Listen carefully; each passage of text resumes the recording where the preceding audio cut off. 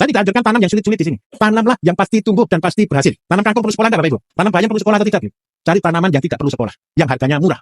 Bapak Ibu kenapa tidak tanam kangkung sendiri atau bayam sendiri di rumah? Apa jawabannya kira-kira? Walaupun cuma 1.000 saja saya bisa beli, betul atau tidak? Berbahagialah kalau banyak orang yang ngomong, malah 1.000 saja saya beli gitu loh. Ya sudah saya jual. Uangnya kecil cuma 1.000, 2.000 Bapak Ibu. Tapi kalau dikalikan ngeri. Saya kasih contoh. Tahu bedanya Bapak Ibu? Ini lebarnya 80 cm. Jadi kalau jarak tanam kangkung dan bayam itu hanya 5 cm. 5 kali 5. Kalau 5 kali 5 berarti 1 meter kali 80 cm ketemu berapa Bapak Ibu? 80 dibagi 5 berapa? 16. Kalau 1 meter berarti ketemu berapa? Kali 20. Berarti sama dengan 320. Saya minta maaf karena Bapak Ibu pelatihan di 1 minggu, kita nyebutnya sebagai manajer project. Jadi banyak hitung-hitungan Bapak Ibu. Supaya Bapak Ibu kalau ditanya orang bagaimana caranya, ada hitung-hitungannya, enggak ngawurisasi kali ini. Kalau yang 2 hari banyak ngawurisasinya saya. Karena enggak akan saya jelaskan dan waktunya enggak cukup soalnya. Tapi karena Bapak Ibu di manajer project, ini semua saya akan tunjukkan latar belakang. Rumus ini keluar bagaimana caranya. Jadi enggak ada ngawurisasi sebenarnya Bapak Ibu. Jadi kalau saya dengarkan seringkali ngomong ngawurisasi dan gadokmologi yang gitu kan biasanya kan. Kali enggak boleh. Ini enggak ada ngawurisasi, semua ada hitungan Bapak Ibu. Jadi kalau 1 meter lari ketemu 320. Kan tidak semua tanaman mati, tidak semua tanaman hidup, betul kan? Seandainya ini sisa tinggal 200 tanaman yang hidup.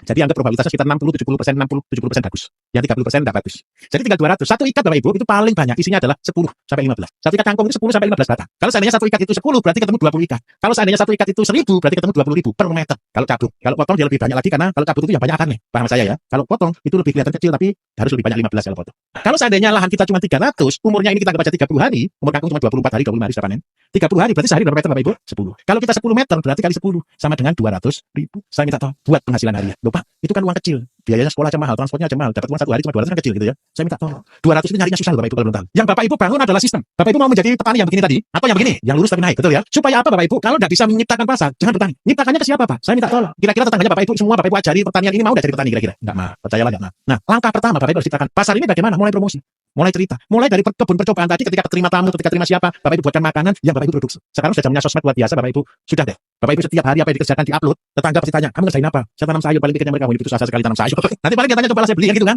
Tapi minta maaf, pegang prinsip. Kejujuran adalah prinsip yang utama di dalam pertanian. Tadi dikatakan tani, tawakal, niat, ibadah. Tawakal itu kerja kerasnya Bapak Ibu. Sebenarnya tawakal, amanah, niat, ibadah. Di mana ibadahnya? Yang Bapak Ibu jual bukan kangkung. Yang Bapak Ibu jual adalah obat. Orang ketika merasakan kangkungnya Bapak Ibu, loh, kok beda ya rasanya ya?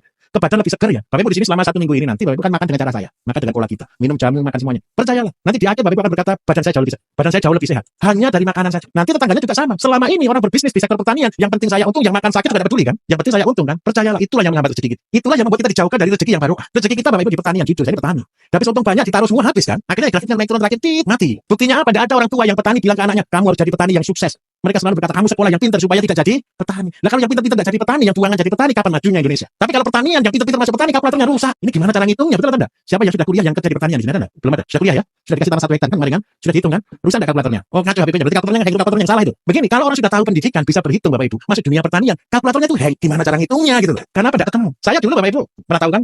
Dari penghasilan saya dari 7 ekor sapi setahun bisa dapat 2,5 miliar. Ceritanya begini, saya sarjana ekonomi. Sarjana ekonomi yang mencintai pertanian. Jadi ketika saya punya sapi 7 tahun 2007-2008, saya gaji orang 2 mencari rumput sama peliharanya. Gaji karyawan saya sudah 3 juta per bulan 1 orang. Berarti 2 orang berapa?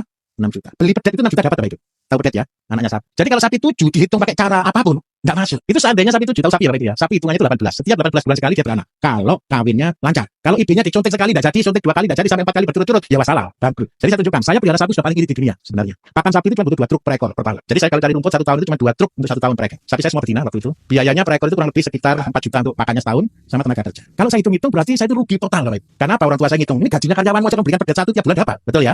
Terus habis itu ini sapi 7 belum tentu 1 tahun setengah bisa jadi 7 ekor, 14 ekor berarti belum tentu. Dari sana saya mikir Bapak Ibu. Saya ini pengajar pertanian, saya waktu itu sudah mulai ngajar pertanian. Kalau saya saja mundur, kira-kira bagaimana dengan petani yang lain yang kalkulatornya cuma kadang-kadang rusak itu aja Bapak Ibu. Jadi ngitungnya ya sudah pokoknya dihitung ngawur tenaga kerja enggak usah gitu aja toh. Pokoknya yang penting saya beli 10 jual 15, untung 5 juta kayak gitu. Biayanya enggak usah dihitung. Dari sana ketika saya lihat sapi begini, sampai kadang-kadang sudah sabar, diteleponi orang tua. Kamu kelihatan sapi mulai dijual aja.